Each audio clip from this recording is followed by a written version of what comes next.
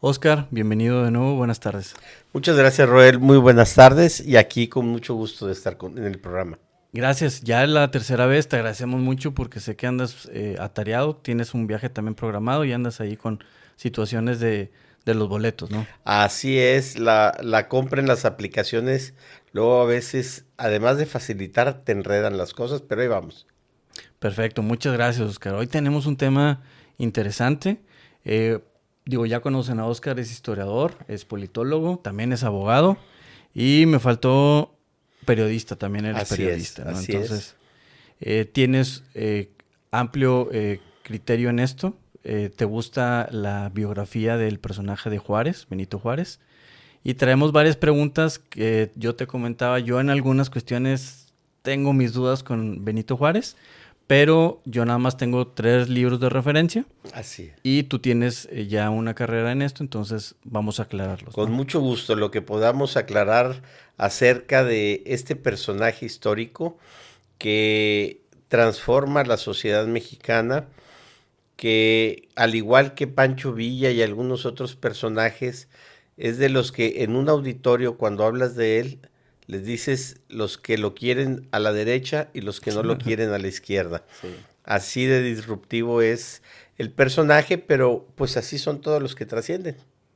Sí, estoy de acuerdo, estoy de acuerdo. Tiene esas asegúnes que los vamos a ir viendo dentro de la plática. Bien, es Benito Pablo Juárez García, García, nacido en Guelatao, Guelatao, en Oaxaca. Oaxaca. Ujú. Nacido en Oaxaca, que dicho sea de paso, el estado de Oaxaca ha inaugurado, llamémoslo así, la ruta a Guelatao, la ruta Juárez, desde el centro de Oaxaca, por ahí. Es increíble, pero en Oaxaca le dan mayor fuerza a Porfirio Díaz que al mismo Juárez, o al menos es lo que permea en el entorno. No le dan vigencia turística, por ejemplo, al Marquesado. Recordemos que ahí estuvo Hernán Cortés. Entonces, Ujú. Oaxaca es una entidad que ha dado muchos personajes de la historia y que a lo mejor turísticamente les convendría rescatarlo, ¿verdad? Una cápsula al margen del personaje. Excelente, entonces bueno, esto no lo sabía, le dan un poquito más de relevancia a Porfirio Díaz, que Le también dan es de más ahí. fuerza a Porfirio Díaz, así lo percibo. Es indiscutible que Juárez es el gran personaje, es indiscutible que en muchos lugares es de Juárez, pero en la vida cotidiana se percibe mayor acercamiento, quizá porque en el centro histórico por ahí encuentras referencias a Porfirio Díaz y no necesariamente a Benito Juárez. Puede ser por eso. Ok, perfecto. Digo, yo también, si me pones a escoger entre los dos, soy más porfirista que juarista.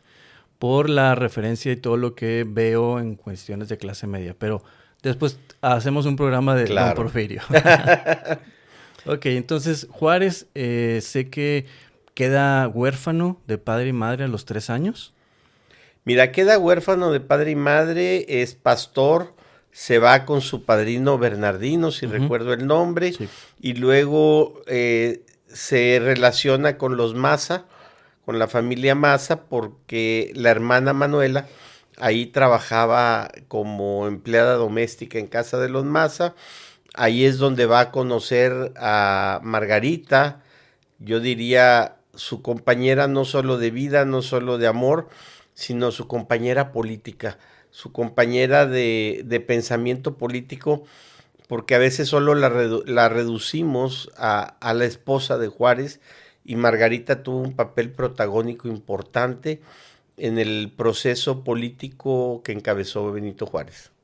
Excelente. Esta parte, bueno, el indígena, el de Oaxaca, pero todo lo que hizo fue, digo, es indudable que el personaje es un baluarte en el desarrollo personal, porque llegó a ser presidente de la República, ¿no? Bueno, yo creo que por un lado está el paradigma en un país donde se requiere ser blanco de facciones europeas para prosperar, en un país donde la belleza tiene una connotación muy griega, muy occidental, un chaparrito de unos 50 y tantos, unos 50 o menos, dicen algunos biógrafos, unos 50 y tantos, de origen indígena totalmente, que aprendió a hablar el español, que de ahí aprendió ya en edad de adulto la educación formal, y que logra gobernar su estado, logra ser legislador a la República, se codea en los grupos de poder más importantes de la fracción liberal de la época, y que eso lo catapulta a ser procurador de la República, para luego de ahí el presidente y morir siendo presidente.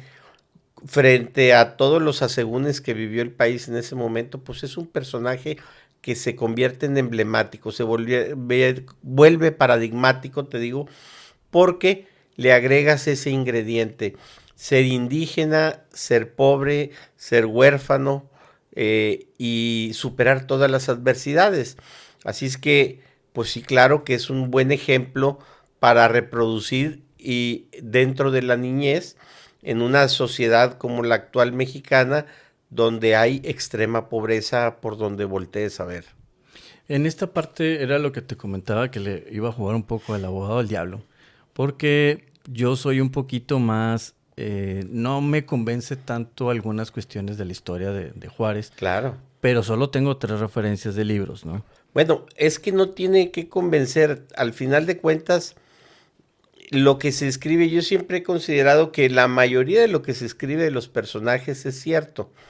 El problema es cuando los historiadores o quienes escribimos lo hacemos desde nuestras filias o fobias. Mira, sobre todo con Villa, mi general Francisco Villa dice: no, pues este historiador ya.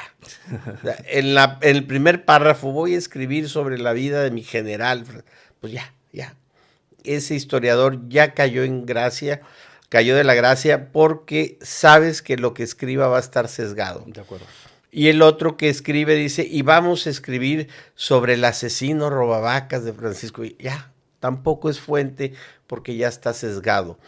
Es decir, el problema de los historiadores es que con recurrencia lo escribimos desde filias y fobias. Y eso nos lleva a perder la objetividad que una ciencia reclama, la imparcialidad que la ciencia reclama. Yo sí soy convencido que la historia es una ciencia, y como tal reclama objetividad, método, imparcialidad, veracidad. Ok, en este sentido, fíjate, me abre los ojos, porque de los 3 libritos que tengo es una biografía pequeñita, no recuerdo el autor. Es de los libros que se imprimió como en el 2010. Sí. Rojos, Grandes personajes, creo que se llama la serie. Exactamente. Sí. Compré muchos de esos, dentro de ellos estaba Benito Juárez. Tengo otra referencia, se llama Juárez y la Biblia. Este es un enfoque un poco más cristiano. Y el otro es el de Juárez, héroe de papel, pero pues ya con el puro nombre es un poquito sesgado, ¿no? Bueno, pudiera ser héroe de papel porque fue el arquitecto de las grandes reformas de este país. Vaya, la expresión tiene ambas connotaciones. Claro. Yo me considero juarista desde la perspectiva del gran personaje transformador, del gran personaje que cambia. Es cierto que, como todos los grandes personajes, si no hay alguien que rescata la figura, se muere. Y en este caso, su antítesis, y lo digo de esta manera, Porfirio Díaz, efectivamente, es quien engrandece para la historia la figura de Juárez, como Álvaro Obregón engrandeció la figura de Emiliano Zapata, más allá de lo que Zapata fue como revolucionario. Entonces, en este caso, Porfirio Díaz fue en muchas formas discípulo de Juárez. No estoy diciendo que haya estado en la escuela con él, fue discípulo de Juárez, y llegó el momento en que quiso volar y se rebeló. Sin embargo, nunca dejó de reconocer el juarismo. Si tú me indicas, por ejemplo, para los que son porfiristas, 3 cualidades que le encuentres a Porfirio Díaz, yo te diría, pues se las copió a Juárez. Va, y hago la pregunta: una cualidad de Porfirio Díaz. ¿Qué te diría yo? Cualidad, híjole, ya como presidente, el orden que puso en las instituciones. Un orden que lo puso en base a las armas. Sí. no en base a las leyes, no en base a la justicia. Y no era orden, era represión al final de cuentas. Los famosos rurales, ¿no? Que Sí, o sacaron, sea, sí, sí, sí. finalmente yo no llamo orden a la represión. Si tú me dices, ordena la habitación, los Ujú. papás clásicos, ordena la habitación. Si no lo haces, bueno, pues tienes una sanción, pero la vas a ordenar o te chicoteo. Bueno, pues ya es represión. ¿Sí? Entonces, la diferencia yo creo es que fue un represor. ¿Construyó la economía? Sí. ¿Hizo grandes crecimiento a la economía? Pues ¿qué no lo inició Juárez? ¿De qué acusan a Juárez? Económicamente hablando. Del que los porfiristas. En lo general los antijuaristas, de Bueno, haber pretendido entregar parte del norte y el istmo sí. de Tehuantepec en el tratado. Cuando leamos el tratado veremos que los gringos no lo firmaron porque quedaba en desventaja para los gringos. No, claro que no. Ellos no lo quisieron firmar porque era desventajoso, porque los gringos querían tener la posesión y aquí era tipo préstamo. Es decir, en el momento en que México quisiera, pudiera reclamar la propiedad.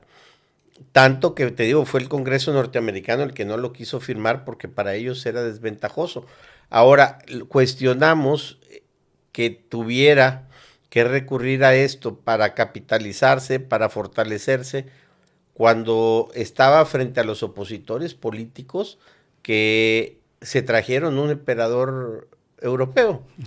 Entonces, pues de entregar un pedacito o entregar todo el país, pues yo creo que sí hay diferencia, ¿no? Así es que, así de fácil, por eso te digo, no hay argumentos malos. Es cierto el Tratado MacLean Ocampo, Ujú. si me permites hago el Por anuncio favor. en mi página web historiadores.org. Ahí hay una pestaña que dice libros, hay un libro antiguo que se llama El Tratado MacLean Ocampo, invito a que lo lean. Es un autor de 1900, 1800 y fracción, que describe lo que fue el proceso, muy interesante, y pues ahí está la literatura, ¿no? Finalmente, creo que Juárez tuvo errores, sí, tuvo desaciertos seguramente, pero le toca liderar en un momento tan difícil donde la mayoría se hubieran derrumbado. Ok, en este punto, fíjate, solo tengo 3 libros como referencia. Por eso parte de la invitación, porque como yo tengo muchas dudas, hay mucha gente que tiene, pero yo no quiero estar sesgado por solo 3 libros que leí. Claro. Por eso las preguntas y las dudas, ¿no? Sí. Mira, finalmente, no, y es que es enriquecedor. Si nos ponemos a platicar de lo bonito que era Juárez, pues se acaba en 30 segundos, porque belleza física no era lo máximo, ¿verdad? Entonces, no, se trata precisamente a través de la disrupción encontrar los errores y los aciertos de los personajes. Para mí eso es fundamental. Es un personaje que llega por circunstancias a la presidencia de la República, que lo acusan de quererse quedar 12 años, no sé cuánto. Yo pregunto, ¿y de todo ese tiempo cuánto pudo gobernar? Ujú. ¿Cuánto pudo administrar? No sumas 4 años de gobierno real en la práctica. Entonces, definitivamente, pues los argumentos ahí están. Que hermana de la caridad no era, seguramente no era. Nada más imaginemos, a su mando tuvo personajes como Mariano Escobedo, Porfirio Díaz, Ignacio Zaragoza, Doblado, González Ortega, el mismo Vidaurri en algún momento, y otros personajes más de ese calado, todos de armas, Sóstenes Rocha, todos grandes militares, héroes de nuestra patria por sus acciones militares. Juárez no portaba armas y todos se sometían a la voluntad del presidente. Pues algo tenía el chaparrito de cualidades, ¿eh? Ok, alguien contemporáneo también que no estuvo bajo las órdenes de él, pero le negó la entrada a Oaxaca, López de Santana. Así es. Como presidente él estaba en la época de la intervención estadounidense o americana a México. Por alguna cuestión él dice, no entra a Oaxaca y después se la cobra a López de Santana, ¿no? Así es.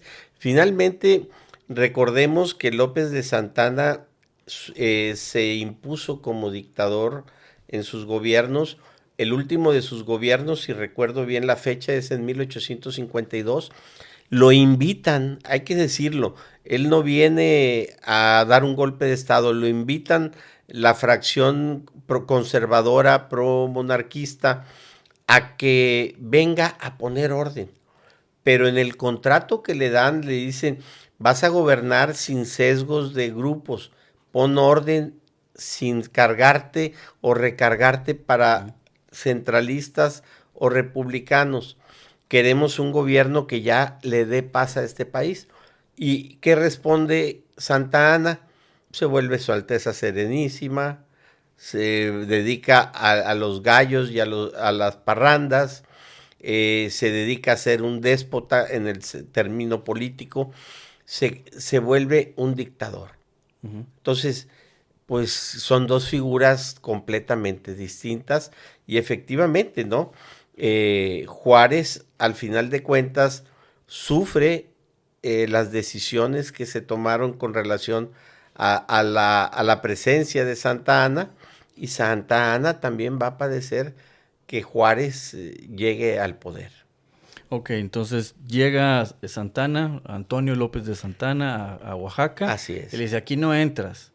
Pero él todavía, bueno, llega después otra vez a la presidencia López de Santana y se la cobra, ¿no? Así es. Va al exilio. Lo exilia, que es cuando se va a Estados Unidos. Juárez tiene que emigrar, imagínate, del Pacífico, si recuerdo bien la ruta, tiene que bajar a Sudamérica para luego llegar a Cuba, es decir, la travesía, porque no podía cruzar el país, y luego de Cuba hacia Estados Unidos, donde recibe asilo, refugio. Ahí interactúa con personajes, si recuerdo bien, como Melchor Ocampo, Lerdo de Tejada, sí, creo que también. Es decir, se va a consolidar ese pensamiento liberal y la necesidad de un país de instituciones. Esto es algo importante porque es un país basado en caudillos. Es un país donde el que llega impone sus leyes, y lo que están queriendo construir este grupo de liberales intelectuales, incluyendo a Juárez, es un país de instituciones, un país donde los personajes no estén por encima de la institución y de la legalidad. Esto es maravilloso, porque hoy en día tenemos muchos personajes que se dicen juaristas, pero son autoritarios, se dicen juaristas, pero son lo más cercano a un dictador que a un hombre de leyes. Son juaristas, pero acomodan las leyes a su antojo porque tienen el poder para hacerlo. Pues entonces no son tan juaristas. Es más, voy a ser más extremo. Se autonombran juaristas y rechazan el libre comercio. Y Juárez era un hombre de libre comercio. Entonces, pues hay un contrasentido en esas expresiones, ¿no? Y negociador, al final de cuentas Juárez era un excelente negociador y los que comentas ahorita son todo menos eso, ¿no? Exacto. Finalmente, Juárez era un excelente negociador que logró conciliar, te digo, hay pasajes enormes. Te voy a poner uno en concreto, 9 de diciembre, espero no estar equivocando el día. Es 9 de enero de 1864. Vienes pisándote los talones los ejércitos conservadores mexicanos, monarquistas mexicanos y el ejército francés te vienen correteando desde San Luis. Vienes en huida, hambriado, con frío, sin recursos. Llegas a Saltillo al mediodía, si recuerdo bien el pasaje de momento, y a la media hora, a la hora le llegan 2 cartas. Manuel Doblado Chávez, el gobernador de Aguascalientes, y González Ortegas de Zacatecas. Aguascalientes, Zacatecas y Manuel Doblado, creo, que era miembro de su gabinete, los tres, o González Ortega además era el jefe del ejército. Cartas donde dicen, señor presidente, le pedimos que renuncie y que se sume a Maximiliano, acepte lo que Maximiliano le ofrece y ya renuncie. Sus brazos y piernas lo abandonan en ese momento. No le queda más que venir a conciliar con Santiago Vidaurri, que para los nuevoleoneses es un pasaje importantísimo. Y el señor, ¿qué es lo que hace? Les contesta conminándolos a respetar las instituciones. Ok. No es fácil, no es una cosa fácil. Es un personaje al que se le mueren hijos de hambre siendo presidente. Traía las suelas de los zapatos casi literalmente agujeradas. Margarita le escribe diciendo, oye Benito, fíjate que leí un periodista, no sé qué rollo, que dice que yo con grandes lujos en Estados Unidos, en los banquetes, y no es cierto, quiero que sepas que no es cierto. Le habían prestado a la mujer ropas y adornos para asistir como invitada de honor a un evento de recepción en Estados Unidos. No tenían para comer, no tenían para vestir. Y bueno, no conozco muchos presidentes que siendo presidentes y después de serlo, vivan en esa desgracia económica, ¿no? Ok, me regreso un poquito para llegar a esta parte. Cuando Juárez es exiliado, va a Cuba, va a Estados Unidos, creo que específicamente a Nueva Orleans, en esa área. Y en esa área recibe mucha ayuda y se comenta, salvo tu mejor opinión, mucha ayuda de la logia masónica, que ahí dicen que se empezó a fortalecer para poder ahora sí ya regresar, que era lo que tocabas ahorita, regresar a México, pero pues le escriben, oye, pues ya está aquí el emperador, ¿no? Sí. Para que él se pudiera someter. De hecho, creo que recibe una invitación para formar parte del gabinete, ¿no? Sí. Mira, finalmente las logias masónicas, recordemos que en el siglo XIX fueron los partidos políticos del momento. Las logias masónicas fueron utilizadas sobre todo por Estados Unidos para proteger las monarquías, concretamente en México y en otras partes de Sudamérica. ¿Qué sucede? Europa jugaba a tener presencia, a que aquí se desarrollara un sistema monárquico y Estados Unidos defendiendo su juguetito, que era la democracia republicana. Recordemos que la democracia como la concebimos prácticamente nace en Estados Unidos.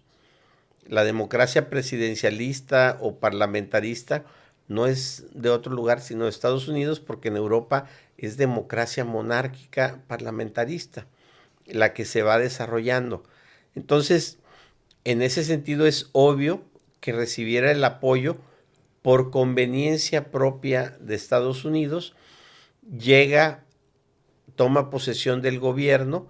Recordemos, es la famosa guerra de los 3 años con las leyes de reforma, es decir, la Constitución del 57 no es tan completa, ni tan liberal, ni tan federalista como las reformas que implementó el juarismo.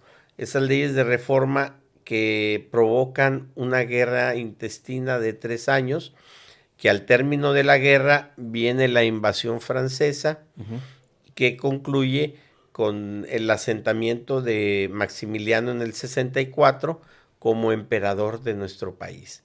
Bueno, pues antes de eso, él llega a México, implementa estas reformas y tiene que enfrentarse a los ejércitos conservadores que al verla perdida se van a Europa a buscar apoyos. Vaya, dices, no, es que Juárez se fue a Estados Unidos a buscar apoyos, traidor.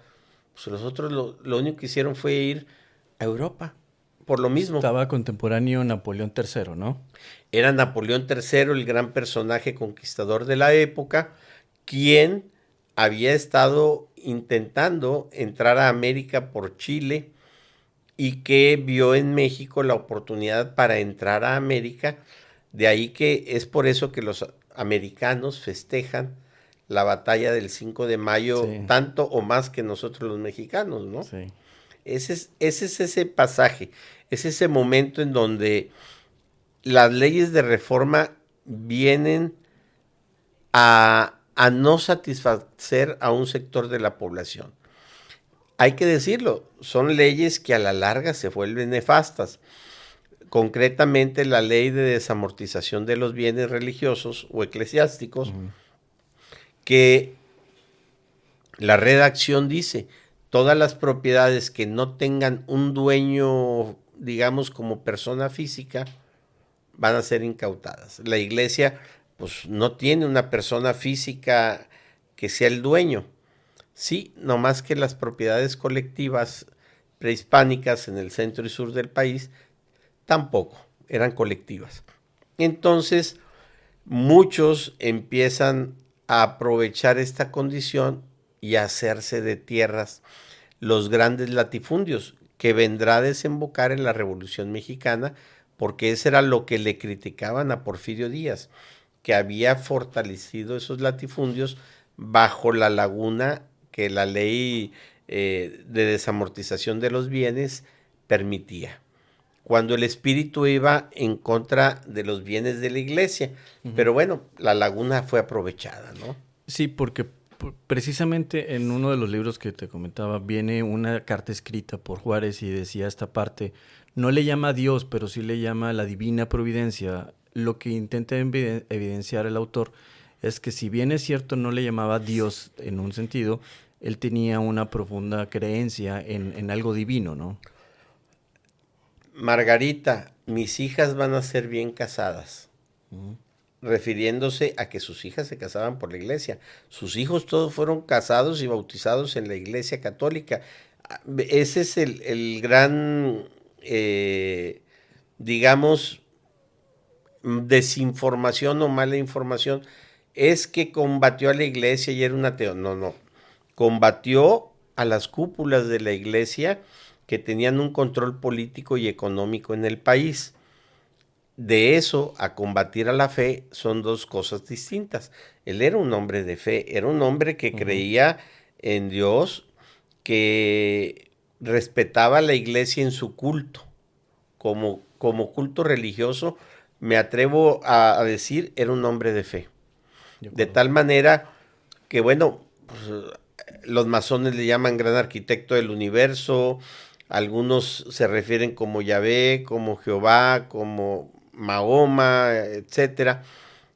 Bueno, finalmente yo creo que la denominación no es tan relevante cuando lo que quieres es referirte a esa divinidad, en este caso el Dios de los cristianos, al cual creía y en el cual estaba impregnado el mismo Benito Juárez, ¿no? Y estoy totalmente de acuerdo que más que no era un ateo, yo tampoco considero que fuera así, simplemente es como la lucha interna que se dio entre el poder de la iglesia y del Estado, pero tampoco considero Sí, eso. incluso te digo, es un poder entre las cúpulas del poder, es una lucha de recuperar lo que me estaba quitando la ley simplemente la del registro civil. En ese tiempo, los nacimientos, los bautizos, los matrimonios y las defunciones los controlaba la iglesia. Si no tenías para pagarle a la iglesia, pues qué pena. Qué pena porque no existías, o si te mueres ahí échenlo para afuera. Nada más, no había más. El registro civil viene a ser la institución del Estado mexicano que nos da a todos identidad, nos permite existir más allá de la existencia biológica, nos permite existir como ciudadanos, como personas, dentro de una sociedad, nos permite la institución del matrimonio dentro de el orden cívico de la sociedad, y nos permite existir después de muertos con el acta de defunción. Entonces, ya a partir de ahí, tuvieras o no dinero, podías obtener tus documentos, algo que, insisto, en la iglesia no se daba, había un control. Entonces, pues yo creo que es un gran beneficio. las libertades de educación, de imprenta, de expresión, de pensamiento, verdaderamente se van a dar con las reformas juaristas. El artículo 6º y 7º de nuestra Constitución viene desde aquellas leyes del 57 y sus reformas. Es decir, la garantía de la libertad de pensamiento y la garantía de la libertad de expresión viene de esa época. En los últimos años han tenido reformas, sobre todo el artículo 6º, si recuerdo bien, donde incluye la inteligencia, bueno, las tecnologías, no la inteligencia artificial, las tecnologías de la información y la comunicación, la libertad de acceso a la información y otros aspectos. Pero se han reformado en lo general, diría yo, para bien. Pero desde ese entonces tenemos garantizada nuestra libertad de pensamiento y de expresión. Entonces, eso es en lo general las leyes de reforma. Leyes que evidentemente le restaban poder a la iglesia y al ejército, que eran los grupos que controlaban a este país. Y como en toda lucha, ¿no? A todo al que le restan poder se enoja con el que le está quitando esa facultad. Perfecto. Regreso entonces otra vez con la parte de Maximiliano. Llega Juárez, ya viene ahora sí con un respaldo por parte de Estados Unidos, como dices tú, para conveniencia de ellos en un sentido, pero con un respaldo que no tenía. Hay una parte de la historia, pero yo no he encontrado si es verdad o no. El bracito que tiene Tamaulipas, dicen que cuando llega Juárez a Nuevo León, le dicen no puede entrar aquí, y luego llega otra vez como presidente y nos quita esa parte y nos deja creo que 10 kilómetros de frontera. Yo históricamente no he encontrado eso, pero mucha gente lo da como un hecho. ¿Qué tan cierto es esto? Es que los chismes, las leyendas, los mitos y las grillas corren más que las verdades. Okay. Con eso ya te respondí. Primer punto, ese bracito se remonta al siglo XVII, XVIII. Creo que Juárez todavía no estaba ni en proyecto de vida. Sucede que Luis de Carvajal de la Cueva tenía todo esto en Nuevo León, Tamaulipas, Coahuila, parte de Texas, como territorio. Y se establece Monterrey con Diego de Montemayor, con Martín de Zavala, y empieza a prosperar esta región. Está Tampico prosperando, está Almadén, que hoy es Monclova, prosperando, pero los franceses y los americanos están en un proceso de ganar territorio. Entonces van y se ponen, invitan a instalarse regalando territorios en las orillas prácticamente del río Bravo. Viene Escandón con poderes del virrey y dice, me voy a agarrar todos los caballos, personas que quiera, todo lo que yo requiera para ir a fundar presidios, para ir a fundar poblados. Casualmente esos poblados, si te das cuenta, hoy tenemos Laredo, Reynosa, San Fernando, Río Grande, hasta Matamoros. Si te das cuenta, se fueron formando una frontera a lo largo del río Bravo. Es decir, ya para acá no pasan. Y todo eso es ese bracito del que estamos hablando. Ese brazo que topaba con Coahuila.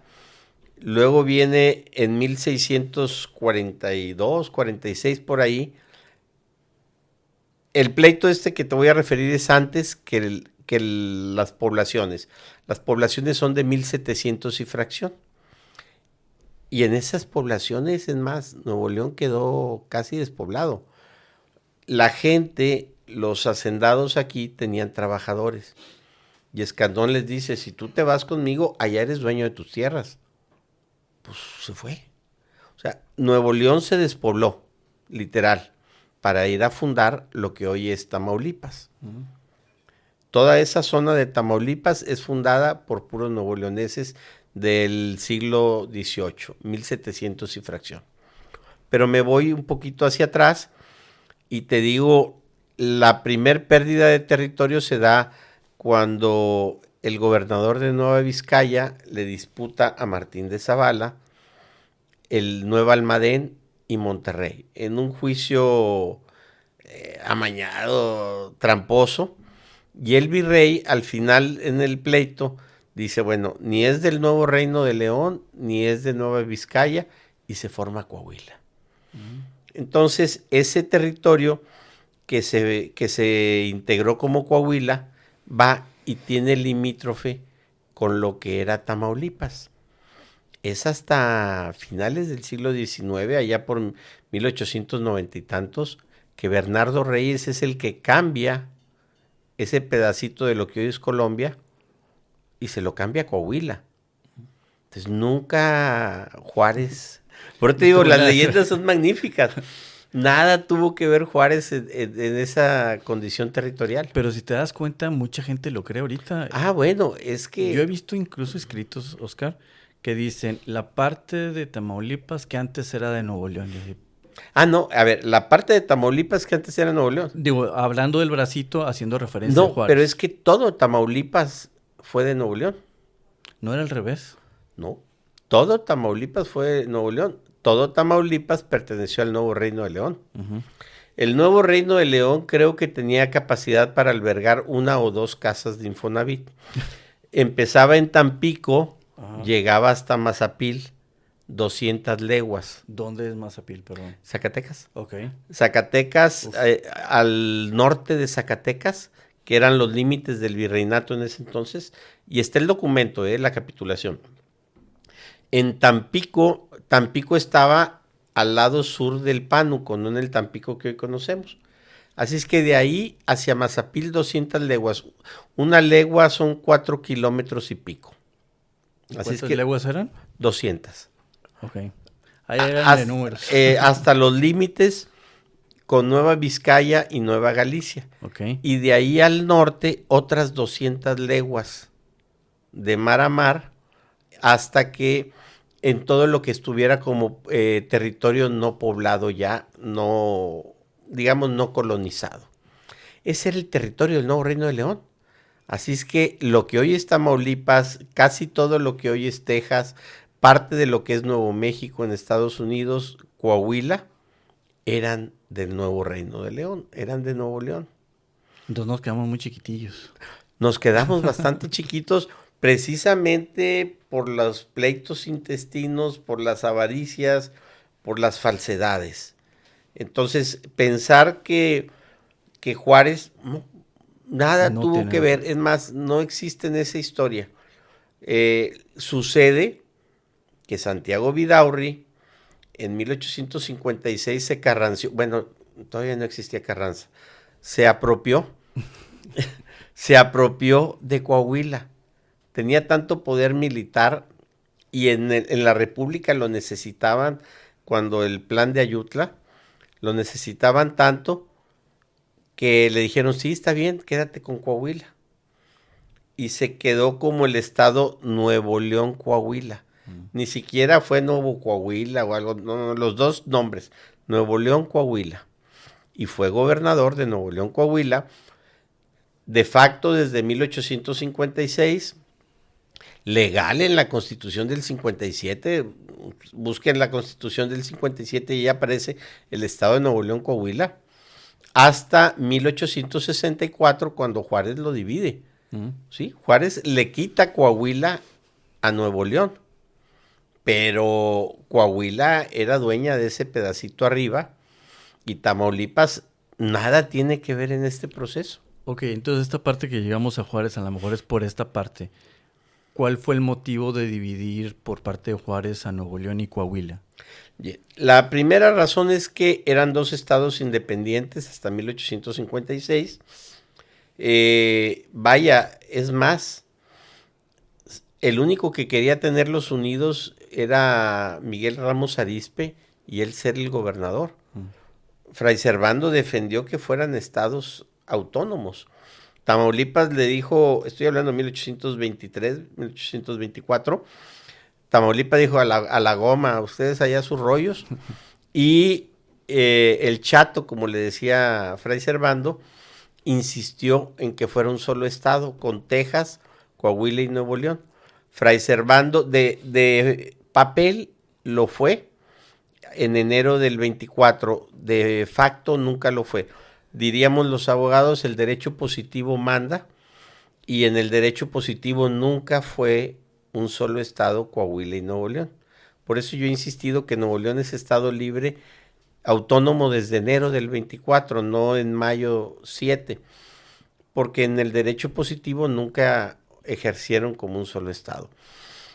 Se separan, se lo carrancea Santiago Vidaurri y así se queda.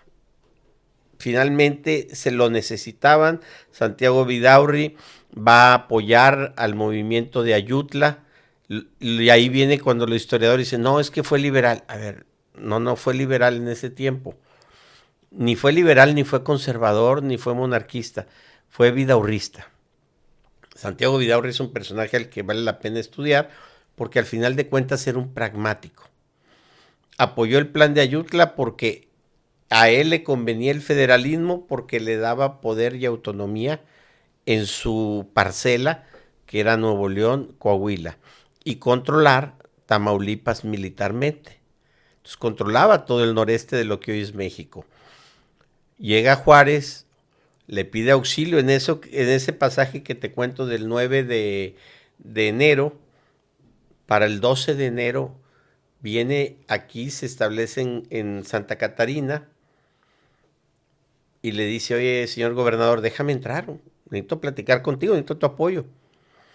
Y Vidaurri, pero entra solo, no quiero que entres con el ejército, por eso, necesito protección, entra solo. Pues entró solo. Venía, creo que, no quiero mencionar nombres para no equivocar, ahorita los recuerdo, venía en el carruaje con no más de 10, 12 personas, llegan y la entrevista va a durar menos de 15 minutos, 12 minutos dicen algunos historiadores. A ver, dos personajes que físicamente no se conocían, que uno es el presidente y el otro es el gobernador, y la entrevista dura 12 minutos. Ahí nada más teniendo el paréntesis que estaba Maximiliano como emperador, ¿verdad? Estaba Maximiliano impuesto por el grupo monarquista mexicano como emperador y Juárez como presidente. Exactamente. Bien. O sea, teníamos dos gobiernos. Teníamos dos gobiernos, el legal y el impuesto por las armas, ¿no? Y los dos gobiernos prácticamente en funciones. Esa era una crisis. Unos gobernaban para los chairos y otros para los fifís, pero los dos gobernaban. Finalmente se entrevistan y va a durar 12 minutos. A ver, si ahorita no duraría 12 minutos una entrevista de esa magnitud, pues obviamente Santiago Vidaurri, que se dice medio en 80 y tantos, blanco, de perfil norteamericano, lo describen algunos historiadores de época. Es decir, un hombre blanco, quizá ojos de color o con ojos de color, esbelto, alto, fuerte, y enfrente un chaparrito moreno de unos 50. Yo sí creo, y no estoy hablando en desprecio, yo sí creo que ese elemento contribuyó a decir, ay, y tú eres Juárez. No, pues, yo tengo dinero, tengo poder, estás en mi territorio, tengo el ejército más importante de este país, y vete. Tú te dices presidente y andas peregrinando salvando el pellejo. Es que no te apoyo. Luego corre en 12 minutos el hijo de Vidaurri, le dispara a Juárez, tienen que salir de huida de la ciudad y se establecen en Saltillo. Coincidentemente hay que decir este punto, en ese momento Saltillo no pertenecía a Coahuila. O sea, nosotros vemos todo Coahuila y dices Saltillo. No, Saltillo no pertenecía a Nuevo León, Coahuila. Había quedado fuera de la entrega. Así es que va y se establece de nuevo en Saltillo, digamos un territorio en el que no necesariamente Vidaurri tenía poder. Y entonces sí, Juárez reorganiza su ejército y viene y se mete a Nuevo León, y el ejército que tenía Vidaurri no fue suficiente para contener el ejército republicano. Sale de huida hacia Estados Unidos, hacia Texas, y es cuando Juárez se asienta en Monterrey, y Monterrey es sede de la presidencia de la República por unas semanas, unas cuantas semanas, creo que 2 meses, una cosa así, a bote pronto no lo recuerdo, pero es unas semanas que desde aquí la presidencia de la República estuvo, Monterrey fue sede, vaya, presidencial. Aquí nace uno de los hijos, el más pequeño, si recuerdo, de Juárez, que va a morir también de hambre, o sea, por la miseria en que se encontraban. De aquí estuvo de presidente, siguen los conservadores y los franceses persiguiéndolo, sale hacia Chihuahua, es decir, el norte, cada vez más al norte era su protección. La esposa la refugia en Estados Unidos, y con ella al yerno esposo de la hija mayor, que era el que hacía las funciones de protector de la familia.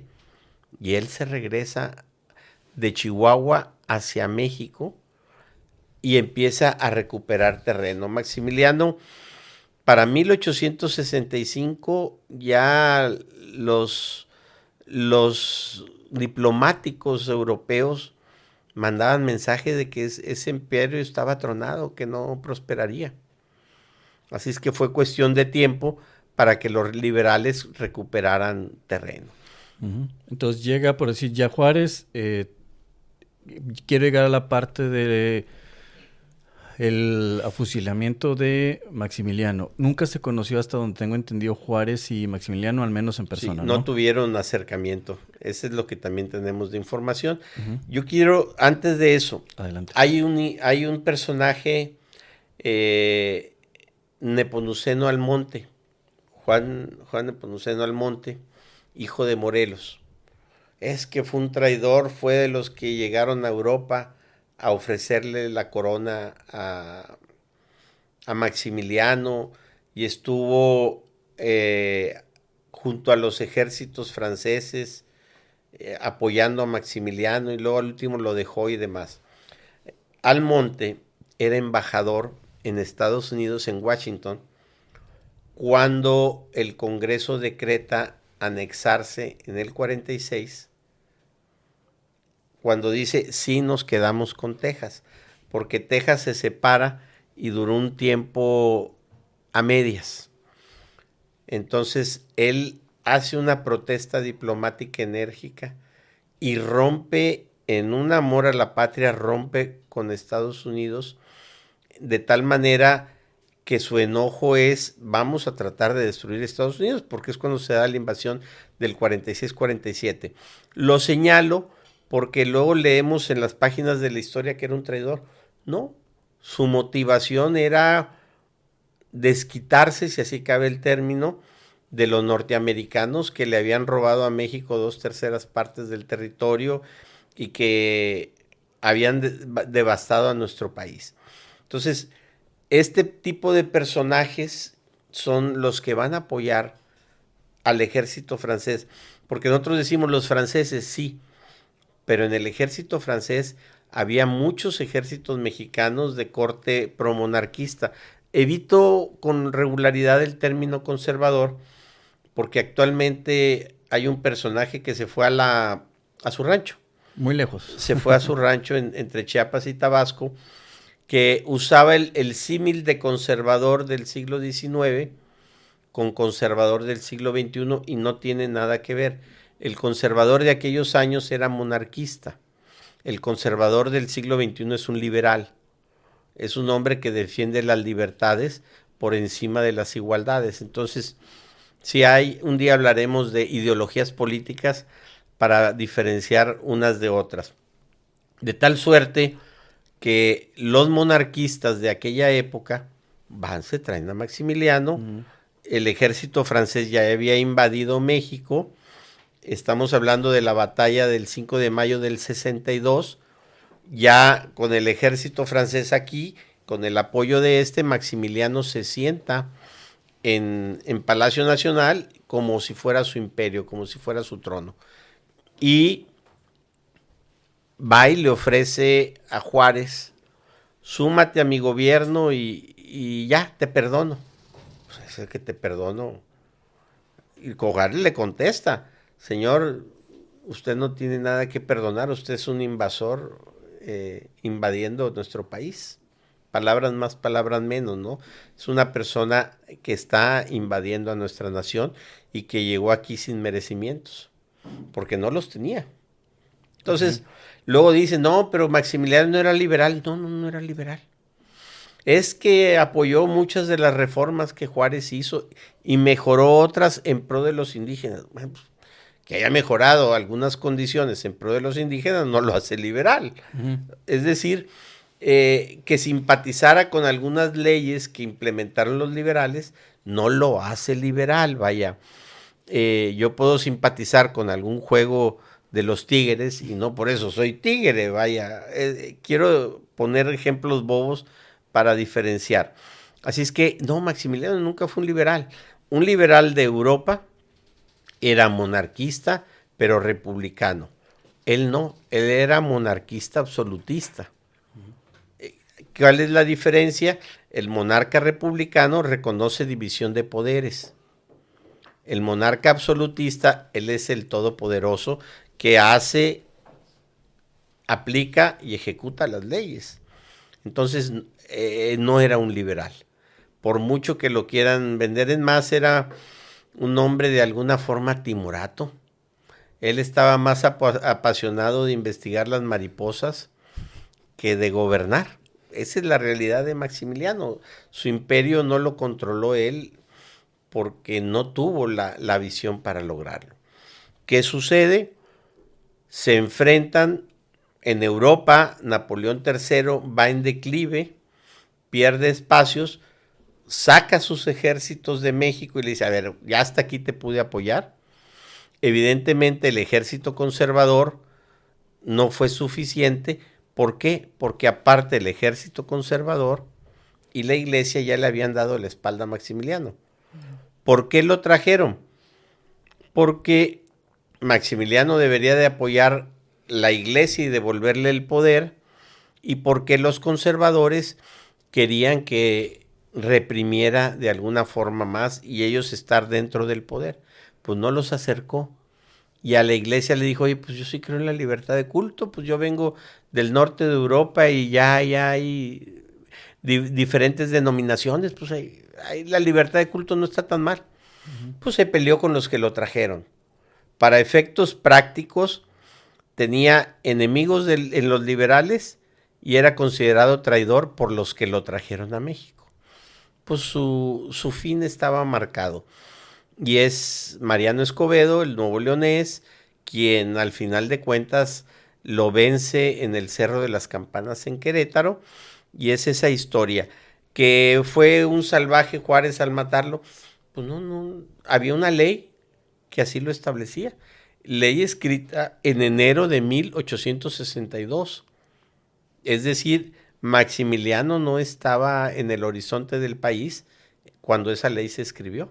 Es decir, no fue dictada contra Maximiliano. Claro, hay un mito ahí que dicen algunos que fue fusilado y otros dicen que no, que se le perdonó la vida y que creo que se fue a Guatemala y allá hizo prole y sí. Hay esas... Sí. Mira, yo quisiera como historiador escribir como los literatos, porque las novelas venden más que los libros de historia. Los libros de historia son monótonos, con frecuencia escribimos muy sin aderezo. En cambio, los novelistas escriben con aquella vehemencia que te convence. Mira, dicen que Maximiliano le perdonaron la vida porque era masón. Primer punto, no era masón, está probado que no era masón.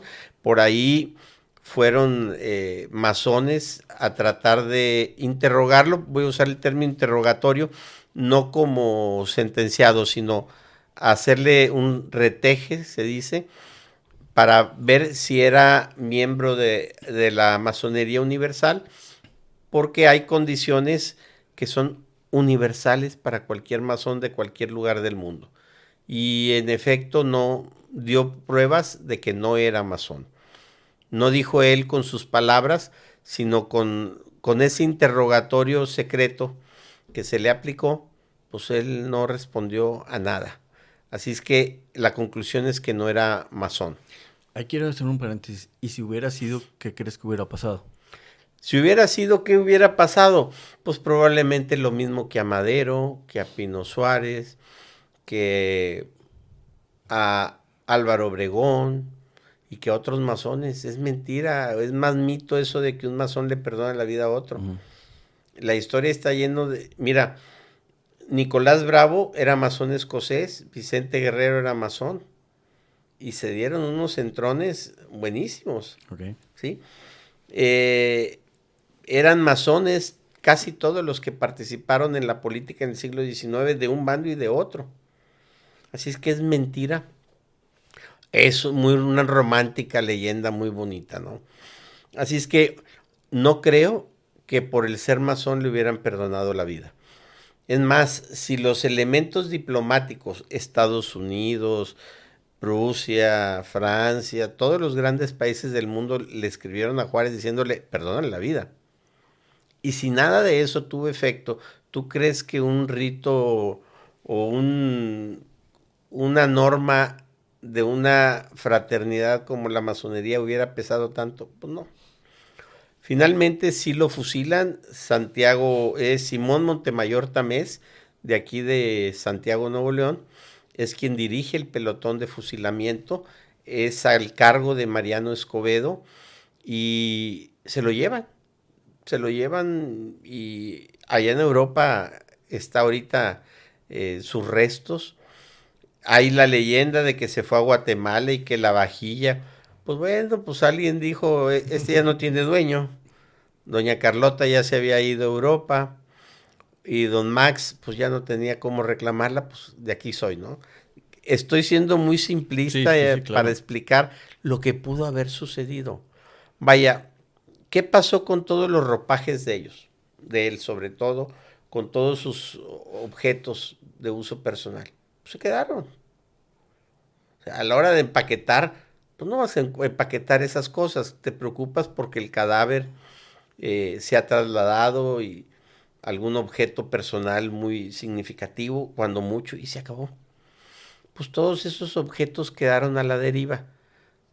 Alguien los tomó, seguramente, si eso es cierto, la vajilla termina en Guatemala, bueno, pues, que la tenga una persona mayor en Guatemala no implica que sea Maximiliano. Vaya, quiero dejar en claro que es una leyenda que no pasa la prueba del ácido. Ok.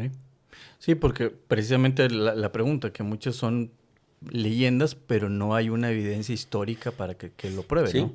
Otra, por ejemplo, ¿de qué murió Juárez? Pues no sabemos.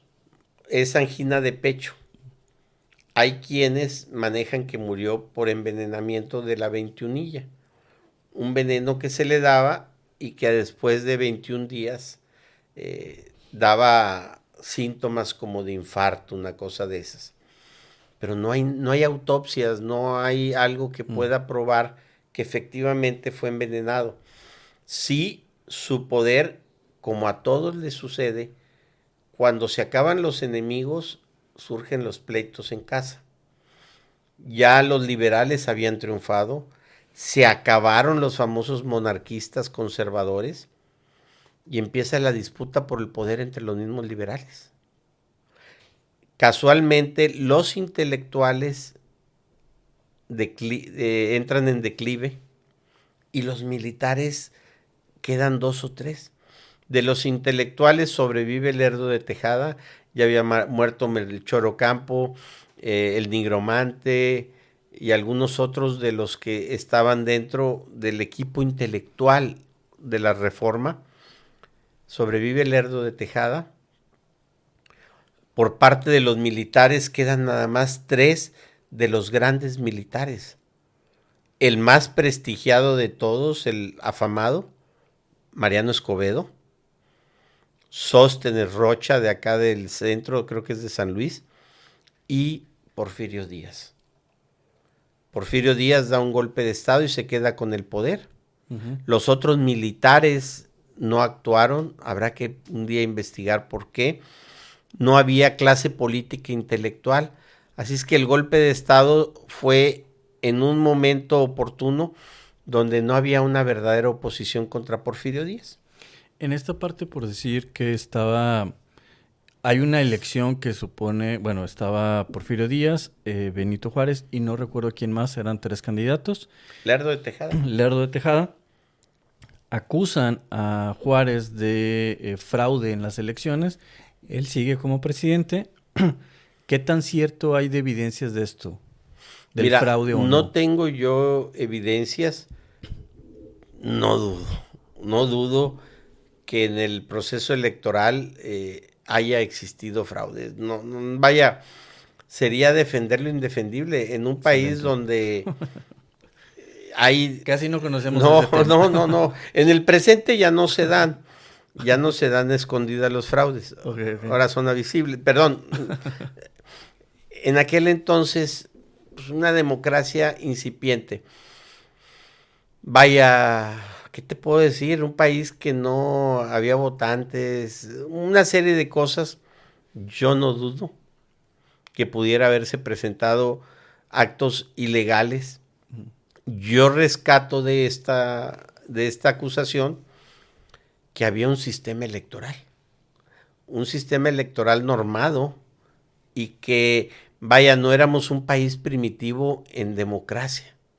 Eso es con lo que yo me quedaría de esta acusación, puesto que ellos, he leído por ahí, afirman con datos sobre tal fraude, que creo que ni fue el único ni otra cosa. Vaya, no estoy justificando, no estoy tratando de validar, estoy diciendo lo que fue un hecho en donde pues, Porfirio Díaz le intenta dar un golpe de estado y pierde contra Juárez.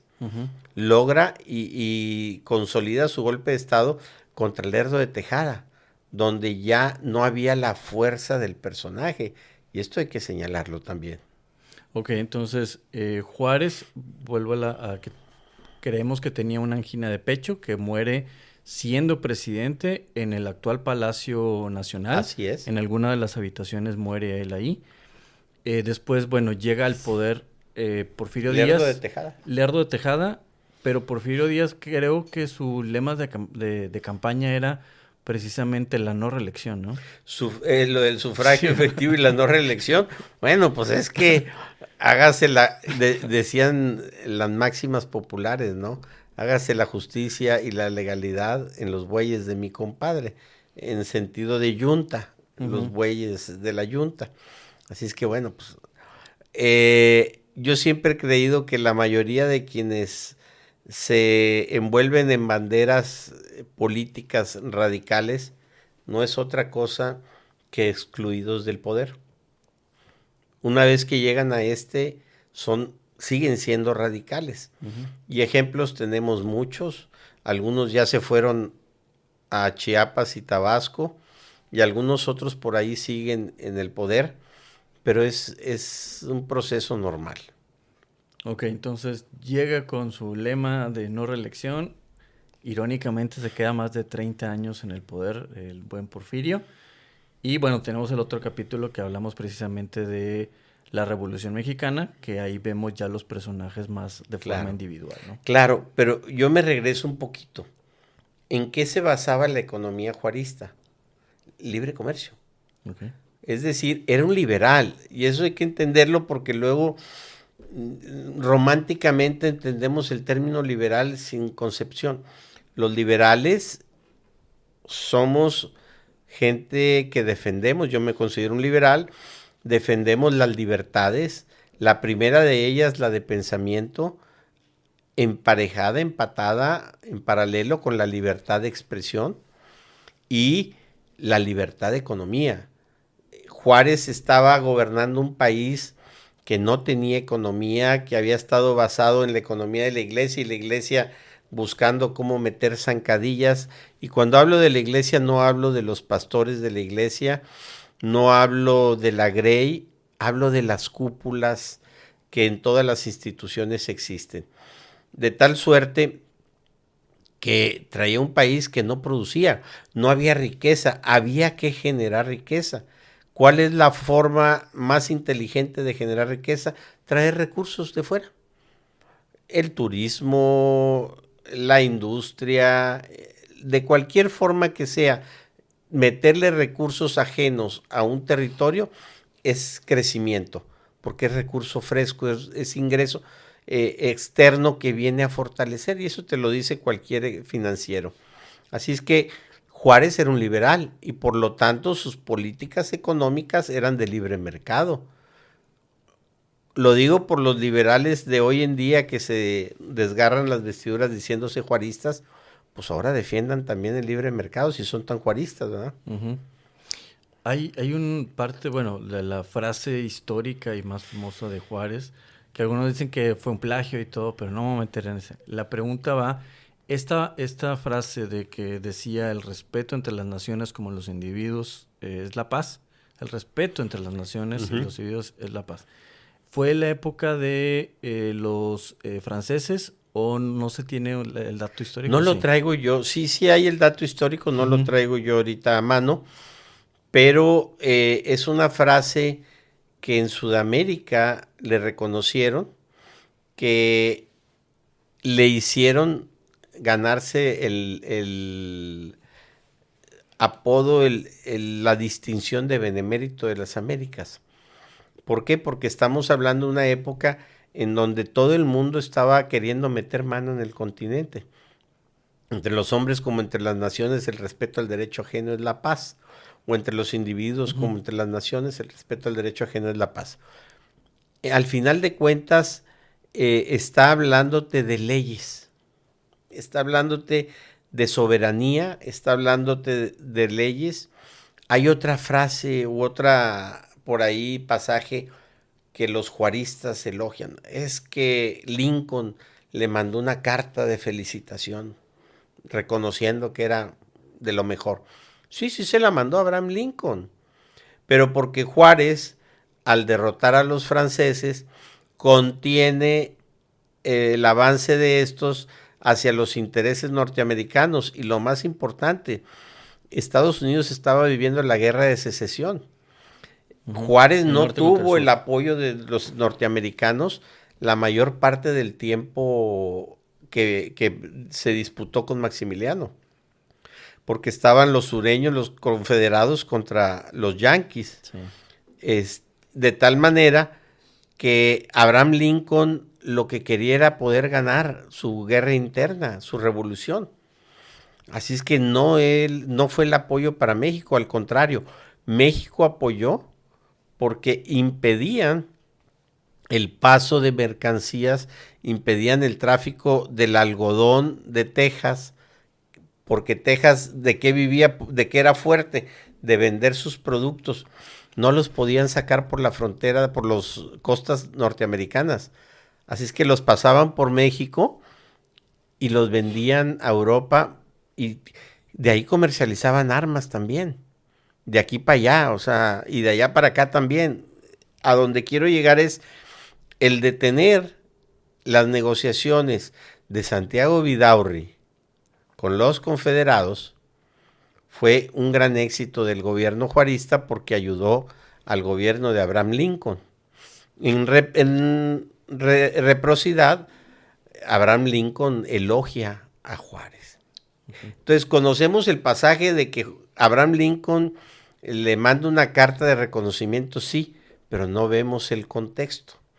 El contexto es ese, que le sirve de contención a lo que estaba proveyendo a los confederados. Sí, porque estaba en un momento débil por la guerra del norte y del sur en Estados Unidos, que necesitaba eso, ¿no? Sí, la revolución, ellos son reacios a llamarle revolución, ellos le llaman la guerra. No es una revolución, es una guerra interna, la revolución del norte contra el sur. los esclavistas contra los liberales que hablaban de libertades. Ok. Hay una frase que comenta Zunzunegui, Juan Miguel Zunzunegui. Juan Miguel Zunzunegui, mi querido Zunzunegui.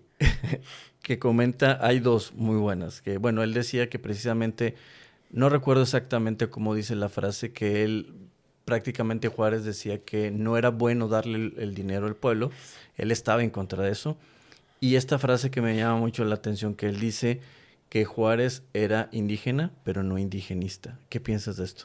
Bueno, el punto de partida es de lo que ya hablamos, la ley de desamortización de los bienes. Juárez era en pro, como cualquier liberal. A ver, recordemos que el pensamiento con relación a los grupos indigenistas tiene que ver con multiculturalismo o con pluriculturalismo. Juárez era pluricultural, es decir, que hablen español y que se integren y demás. Hoy en día nosotros somos muy románticos y decimos, ay, no, la protección. Pero si los sacamos de ahí y vemos aquí en Monterrey a una mujer vestida como en Chiapas, la ven con recelo. Entonces somos de doble moral. Porque aquí la vemos con recelo y allá nos queremos tomar una foto pa'l face, pa'l face, dice la raza. Estoy de acuerdo. Bueno, pues entonces no somos congruentes en nuestro decir y hacer. Mi querido Zunzunegui en su libro también, un libro, yo lo entrevisté hace tiempo, le tenemos, si no una amistad de cuates, creo que un acercamiento. Él escribió que si Juárez viviera, ese libro lo publicó allá por 2010, si Juárez viviera sería panista, porque sus políticas eran proliberales, bla, bla, bla.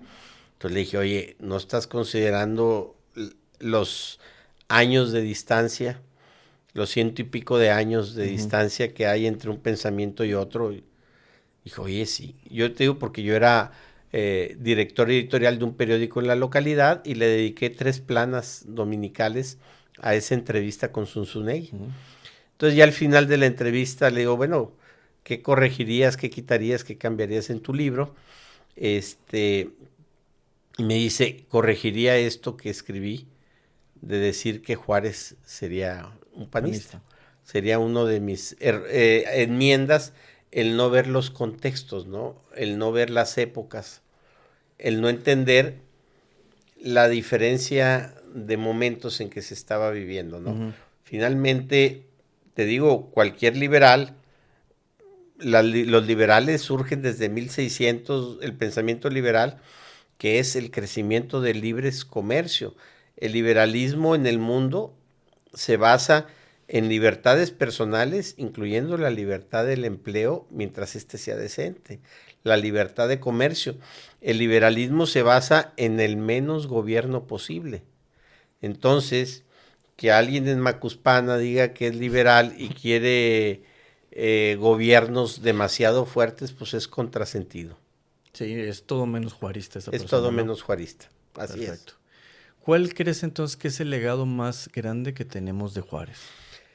La implantación de un sistema de leyes. Con la independencia logramos la separación de España, pero entramos en una vida convulsa del país. Una disputa que llegaba a las armas. Vaya, no quiero ser grotesco, pero lo escribí en mis columnas días atrás, en mis columnas políticas en medios de comunicación.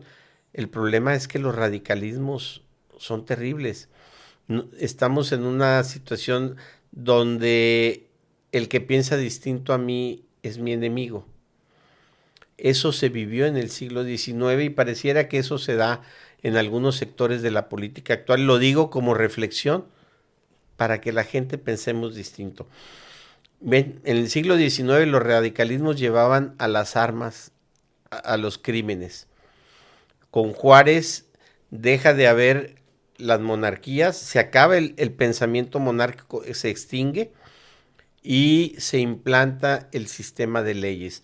A partir de ahí las instituciones prosperan con base a leyes. Llegará el porfiriato que le da al traste en mucho a esto y cambia las leyes, algunas a conveniencia, pero el gran logro y el gran aporte a la vida de México, de Juárez, es haber implementado un sistema de leyes, tanto registro civil, educación, electoral, libertad de expresión, de pensamiento, en fin, registro civil, justicia, una serie de leyes que vinieron a dar equilibrio a la nación.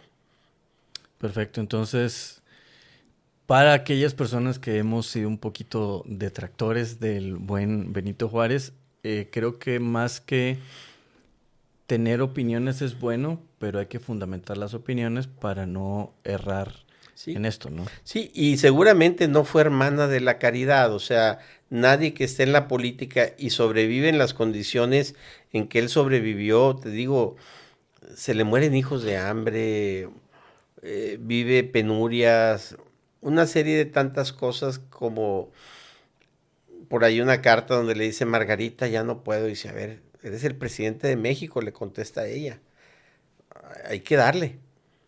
Entonces, un hombre que sufrió en vida familiar el ser presidente, dirías: no, pues es que quería el hueso. Bueno, probablemente quería el hueso, pero eso no quita que con el hueso hizo cosas positivas para el país. Eso no resta que edificó un sistema de instituciones. Eso no resta que el personaje era un genio. Lo que te digo, sin disparar un solo tiro tenía a sus órdenes y les dictaba estrategia militar. Eso, que no se quede en el tintero, le daba instrucciones de estrategia militar a sus generales. Así es que creo que el Chaparrito Juárez es un personaje obvio. La herencia de ideologías radicales nos hace que los projuaristas lo vean hasta bonito y los antijuaristas lo vean casi demoníaco, ¿no? Muy bien, perfecto. ¿Algo que nos haya faltado preguntar que quieres hacer hincapié? No, bueno, falta de Juárez, es interminable lo que hay que hablar. Yo creo que quedamos con un personaje de carne y hueso. Espero haber podido transmitir que es un personaje de carne y hueso, un personaje que dentro de la historicidad de nuestro país contribuyó a lo que muchos han llamado la verdadera independencia, porque a partir de ahí se implementó y se implantó el sistema republicano democrático. Salvo el episodio de Porfirio Díaz, y que era una democracia simulada porque había elecciones y demás, nuestro país ha circulado en un sistema republicano democrático con libertades. Si en ocasiones las vemos acotadas, pero en fin, sí libertades. Perfecto, muy bien. Oscar, ¿puedes darnos tus redes sociales para que la Claro gente que te sí, siga? En todas, en la que se llamaba Twitter, me resisto a llamarle X, en Facebook, en Instagram, Oscar Tamés RDZ, en todas estoy igual, Oscar Tamés RDZ, y ahí nos pueden encontrar. Tengo una fanpage que se llama Política e Historia, y ahí con frecuencia las columnas, mi columna se llama Política e Historia, entonces ahí la subo también, además de los medios donde circula. Y te felicito porque, bueno, soy seguidor de tus redes y veo que recibes muchas invitaciones a programas, Gracias. muchos reconocimientos. Te he visto y digo, le doy like y digo, aparte es mi amigo, entonces. No, eso es indiscutible. Gracias. El valor más grande es contar con tu amistad. Igualmente, lo mismo digo. Y quiero cerrar con una bendición. Gracias. Como siempre, me gusta primero reconocer al invitado porque siempre has estado dispuesto a ayudarnos a aclarar estos puntos, que hay muchos claroscuros. Gracias por eso. Y quiero bendecir enormemente tu vida, la de tu familia, toda cosa y actividad que tengas, que Dios prospere tu bolsillo, que también te siga dando mucha salud, que te siga dando vida, que puedas llegar a más personas, que nos aclare las ideas cuando tengamos algunos sesgos, pero gracias y la verdad que Dios bendiga porque tu amistad enriquece a los que te conocemos y sé que enriquece a las personas que nos escuchan hoy por el canal de Historias No Contadas. Muchas gracias, recibo estas bendiciones y las comparto con mi familia con mucho cariño y que Dios multiplique esas mismas bendiciones en tu hogar. Que así sea, amén. Pues muy bien, muchas gracias por habernos seguido, por siempre estar atentos de Historias No Contadas, por dar like, por compartir y también por seguir los invitados. Eso nos ayuda mucho a seguir haciendo lo que estamos haciendo y que nos gusta hacer. Recuerden que Dios siempre es bueno y Dios siempre provee. Hasta la próxima. Oscar. Roel, gracias. No, muchas gracias. Listo.